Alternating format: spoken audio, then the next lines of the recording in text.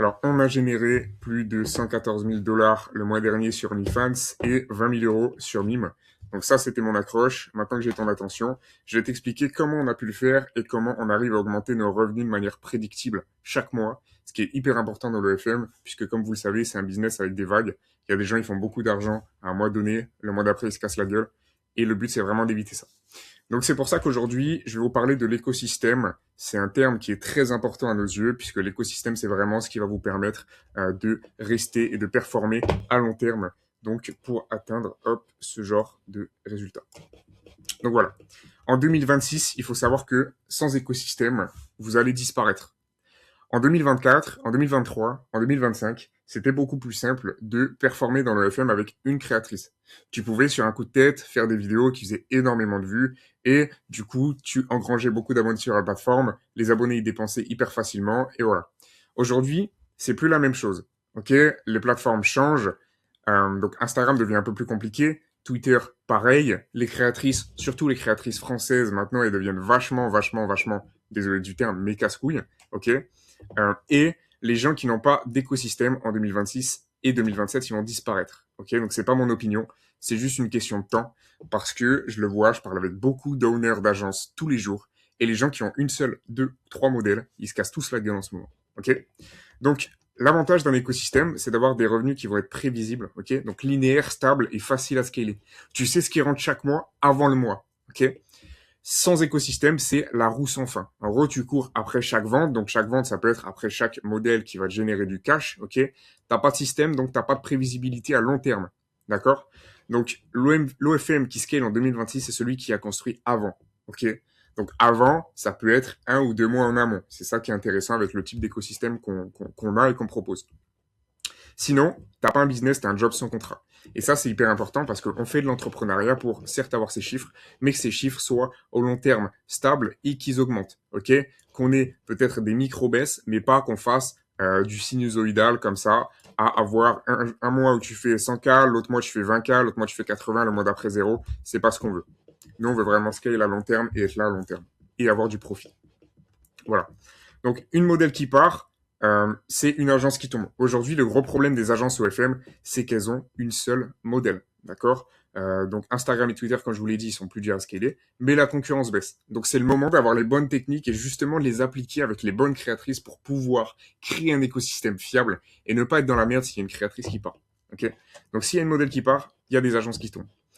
Le but, c'est de scaler à l'horizontale pour ne pas être dépendant d'une seule modèle. À l'ancienne, il y a beaucoup de gens qui me disaient, ouais, mais t'as tant de modèles, tu fais tant de chiffre d'affaires. Je leur dis, oui, mais si demain ta modèle à part. Ok, certes, sur ta modèle, je fais 30K. Moi, j'ai 7 modèles. Admettons, je fais 15 000 sur 7 modèles. Toi, t'as une modèle, je fais 30K. Ta modèle, demain, elle part, tu fais 0. Moi, j'ai une modèle qui part. Je fais toujours mon chiffre d'affaires moins 15 000. Et en fait, je fais plus que lui. Puisque la modèle, et on tape vachement avec des latinas, t'as beaucoup de marge, ok? Et en plus, t'es pas dépendant d'une modèle française chiante, désolé du terme, hein, avec tout le respect, mais qui ne va pas fournir le contenu quand il faut, qui ne va pas fournir la dose de travail nécessaire pour que le compte performe et surperforme. Donc voilà, aujourd'hui il y a moins de concurrence, donc c'est une fenêtre qui est à exploiter maintenant. Il y a beaucoup d'agences qui se cassent la gueule parce qu'elles n'ont pas le type d'écosystème qu'on a. Les bonnes techniques sur Insta et Twitter, elles font encore la différence. Pourquoi? Parce que tout le monde se casse la gueule. Si tu as la bonne technique et que tu sais comment l'appliquer, eh ben en fait tu es le roi du monde parce que la concurrence est en train de tomber sur les réseaux sociaux. Nous on le voit, je vais vous mettre juste à l'instant sur l'écran un screen d'un compte qu'on a là qui a fait des performances sur le dernier mois. C'est une fille, c'est une latina. On fait ce type de vue, ça rapporte énormément sur OnlyFans. Notre méthode, c'est qu'on a trouvé comment pallier à ça, ok? Donc plusieurs modèles pour vraiment faire une seule machine. Sinon, t'as pas une agence, t'as une dépendance. Et ça, c'est très important. Vous ne devez être dépendant de personne. Vous êtes dans l'entrepreneuriat pour être indépendant. Ok. Donc, je vais vous montrer un petit graphique. Donc là, c'est l'évolution d'une modèle, donc qui part, enfin l'évolution d'une agence plutôt. Et une modèle qui part égale 0. C'est exactement le même point dont je parlais avant. Ok. Donc une agence monomodèle versus une agence horizontale sur 18 mois. Ok. Donc une agence qui a plusieurs modèles, elle va avoir son chiffre d'affaires qui va augmenter de manière linéaire. Ça, c'est Claude qui me l'a fait. Hein. C'est pas un graphique que moi j'ai fait, c'est juste pour que vous compreniez. Et ça, c'est une agence monomodèle. Donc l'agence, admettons, tac, elle va réussir à performer à 30K sur une modèle. La modèle part, boum, derrière, il se casse la gueule. Que une agence, avec plusieurs modèles, elle va scaler en linéaire parce que les revenus sont prédictibles, ok, et qu'il y a un système qui fonctionne. Et c'est très important parce que le système de l'écosystème, et c'est pas pour rien qu'il y a ce mot, est super important et c'est ce qu'on apprend à nos élèves dans notre accompagnement. Voilà, donc pour vous donner un exemple, ça, c'est une agence, ok, qui a un vrai écosystème en place, ok. Donc, plusieurs modèles, beaucoup de messages reçus sur les modèles, beaucoup de notifs, et chaque modèle contribue à une autre. C'est très important. Donc voilà, le dashboard ne doit pas ressembler à un modèle ou deux modèles, il doit ressembler à ça. Il y a beaucoup de gens qui disent que ça fait beaucoup de taf, mais avec les bons systèmes, je vous assure que c'est encore moins de travail, les modèles sont encore moins chiantes, et derrière, c'est encore plus de profit. La règle du scale, c'est hyper important que vous compreniez ça, c'est que la duplication surpassera toujours la perfection.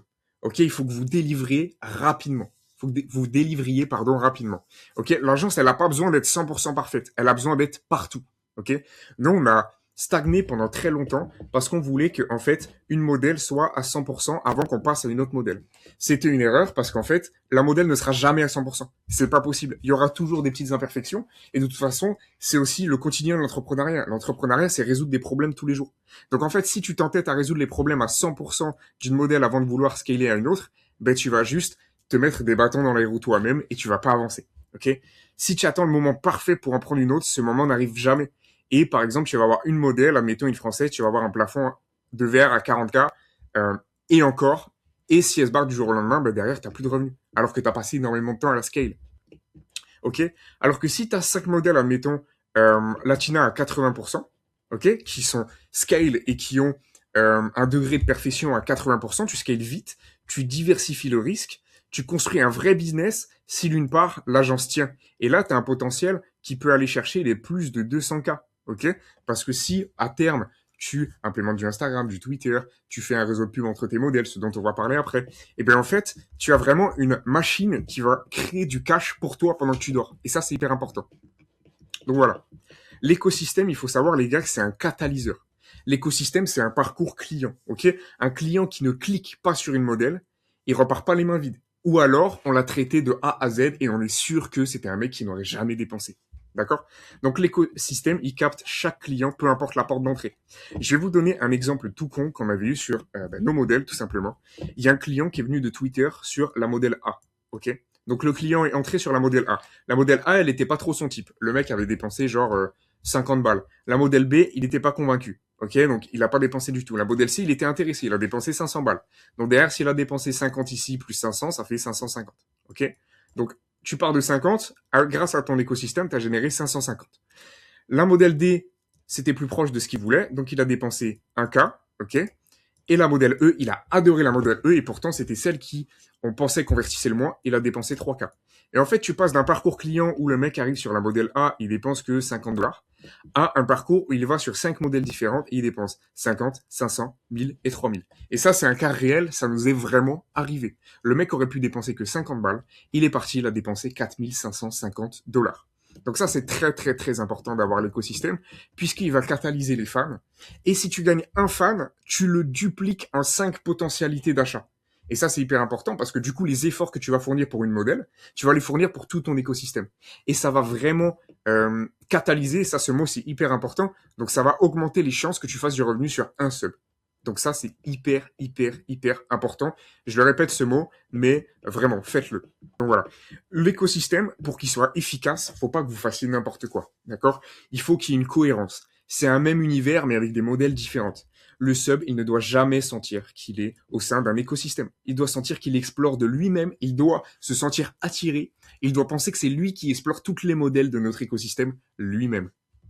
D'accord? Donc, ça passe par un branding cohérent sur toutes les modèles. Donc, même esthétique, même ton, même univers visuel. OK? Le sub passe de A à E sans friction. Il croit parler à des personnes différentes, pas des produits différents. Ça, c'est important. Donc, le persona de votre modèle va être important, mais le narratif entre les modèles va aussi être important. Exemple tout con, vous avez la modèle A, je sais pas, elle est, on va prendre le persona de base, étudiante en droit. Il y a plein de gens, ils utilisent ce persona. Moi, je le trouve pourri. OK?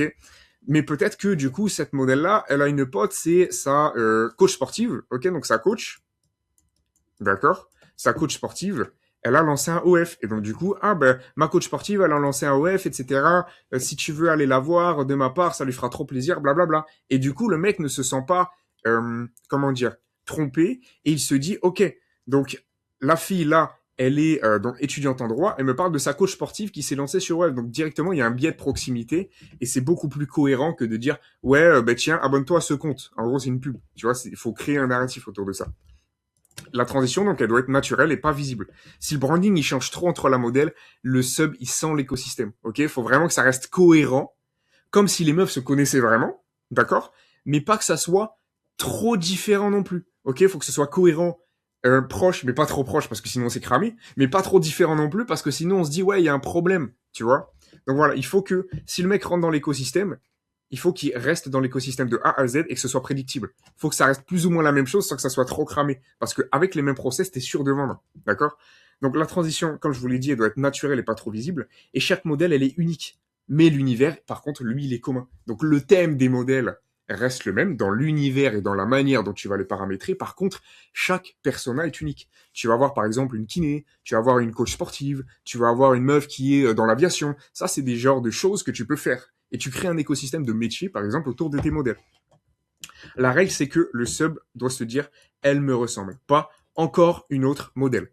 C'est pour ça que vous devez éviter les personas étudiantes en droit, etc., qui sont vus et revus. Vous devez vraiment créer un branding autour de votre modèle. Ok? Même si vous n'en créez pas sur Instagram, Twitter et que c'est juste pour rameuter des gens, le fait de créer un branding et de créer une histoire autour de la modèle sur la plateforme, ça va vraiment créer de la plus-value et une expérience client qui va être vraiment différente du reste. Donc très très très important. Ensuite, ton profil, il redirige et ton écosystème, il retient. D'accord? Donc, il y a 3 leviers de redirection. Ok? Ils ont chacun un rôle précis et ensemble, ils ne laissent partir personne. D'accord? Donc, le premier élément, c'est la bio. Donc, tu rediriges vers une autre de tes modèles. La bio, c'est la première des choses qu'ils vont lire. Un lien discret vers une autre modèle de l'écosystème, le sub va pouvoir l'explorer tout en pensant qu'il reste dans le même univers. Donc, ça, c'est intéressant. Ok? Vous pouvez mettre aussi des highlights, donc une redirection avec un CTA. Les highlights, en fait, ça va être intéressant, donc de mettre des stories avec les photos d'autres modèles pour être un peu plus agressif sur la redirection. Et vous créez votre univers, votre écosystème de modèles à travers ça. Ok? Encore une fois, il faut bien le faire et c'est ça qu'on apprend dans l'accompagnement parce que si vous faites mal une de ces choses, le sub capte directement et votre écosystème tombe à l'eau. D'accord? Donc, et ensuite, pub de tes modèles avec des messages précis. En DM, vous pouvez envoyer des messages ciblés au sub avec une redirection vers vos autres modèles de votre écosystème en restant toujours dans la narration que vous avez fait depuis le début. Et ça, c'est hyper important. L'objectif, c'est que chaque point de contact devient une opportunité de garder le sub dans l'écosystème. D'accord? Donc, si le mec, il veut aller voir une autre modèle, autant qu'il aille voir une autre de nos modèles et pas qu'il aille voir les modèles d'autres agences. D'accord? Donc, le fait de lui monopoliser son attention avec vos 6, 7, 8, 10 modèles, ben en fait, le mec, il va parler à tous vos modèles, il va pas parler aux autres. Donc, s'il doit dépenser, ce sera forcément chez vous. Et ça, c'est hyper important. Ok. Ensuite, chaque compte suit la même séquence. C'est hyper important d'avoir une séquence qui est commune pour avoir un revenu prédictible, ok, et une agence et des modèles qui sont scalables. D'accord? Un système prédictible, c'est un lancement rapide. Si ça marche pas, c'est la modèle, c'est pas toi, d'accord? Et ça, je l'ai remis en rouge parce que si ça fonctionne pas, le problème, c'est pas le système. Si tu fais bien le système, ça marche, ça fait de l'argent. Si ça ne marche pas, le problème, c'est la modèle. On a déjà abordé des modèles, ok, on pensait qu'elles allaient vraiment marcher, elles allaient vraiment fonctionner. Au final, c'était la catastrophe, d'accord? Ça n'avait pas du tout marché, et on se rend compte que d'une modèle A à une modèle B, peut-être que la modèle A va avoir en moyenne pour 100 subs ramenés sur son OnlyFans, elle va avoir donc $800 de dépensés, donc 100 subs égale $800, donc 8 de LTV, d'accord? Je vais vous faire un petit schéma ici. 100 égale 800 égale 8 de LTV, ok? Mais peut-être que vous allez avoir une autre modèle, pour 100 subs ramenés, elle va ramener que $150. Et du coup, c'est 1,5 de LTV. Donc, je vais pas vous faire de dessin encore une fois, mais la plus intéressante à scaler, c'est bien évidemment celle-ci. C'est celle qui a la plus grosse LTV.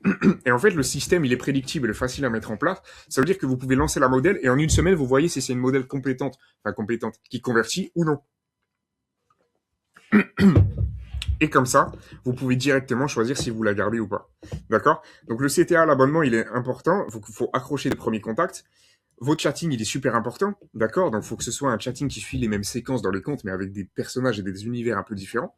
Donc il faut qualifier, engager, convertir dans l'ordre, avec les phases de découverte plus la phase de script et les phases de fidélisation.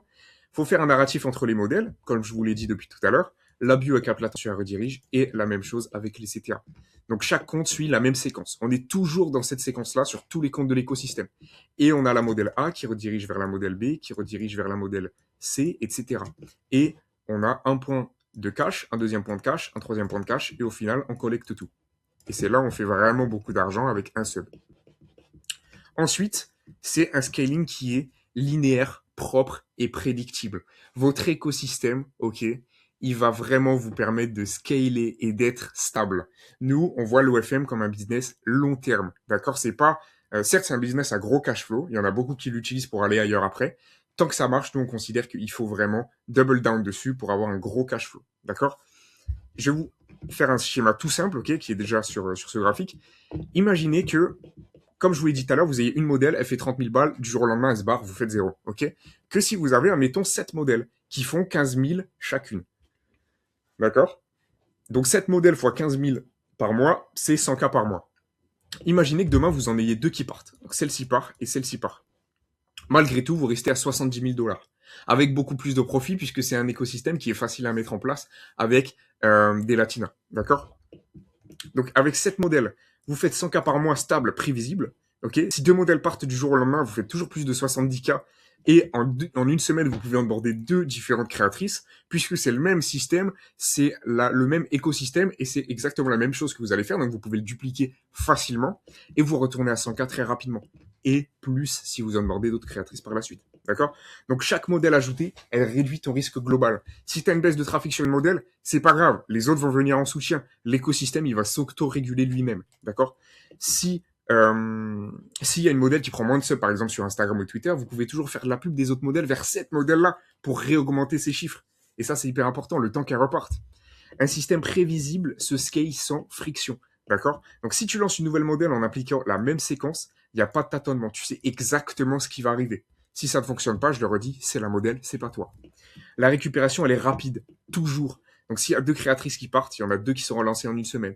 Le chiffre perdu, il se récupère. Le business, il s'effondre jamais. Et ça, c'est très important parce que avec ça et avec ce business long terme, vous pourrez justement réussir à avoir les mêmes résultats que nous, qui sont excellents, mais qui sont loin d'être exceptionnels puisque c'est un système qui est hyper simple à mettre en place. D'accord?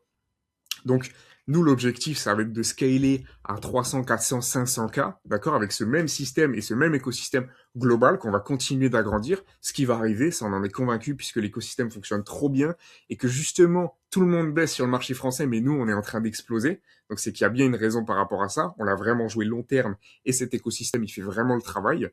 Donc ça, c'est la première des choses. Vous allez pouvoir atteindre ces revenus, mais vous allez pouvoir scaler de manière linéaire, mois après mois, pour pouvoir stabiliser votre activité, ok? Déléguer au mieux, puisque si vous avez un système qui est prédictible et qui est le même pour chaque modèle, vous pouvez déléguer beaucoup plus facilement votre agence, tout simplement, puisqu'il faut savoir que nous, aujourd'hui, on a délégué 95% de notre activité. Donc, tout tourne en automatique.